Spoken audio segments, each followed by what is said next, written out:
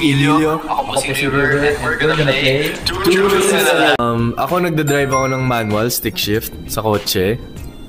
Kumakain ako ng balot. And nakagraduate ako ng honors course.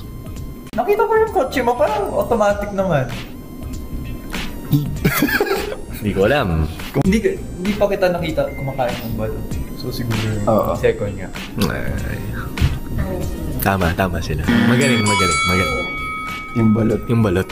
Never pa ako kumakain ng balot ever in my life. Hindi ko alam kung bakit. Pero labas na yung balot. Wag. Alam ko talaga mag-klase.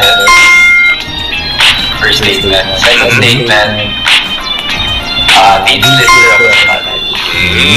Talino to. Third statement. Pinaanak ako sa Pasig, kaya pangalan ko River. Dahil sa Pasig. Sa akin yung pangatlo. Lion for sure. Pasig? For sure. For sure Lion. Ano yung Lion? River na.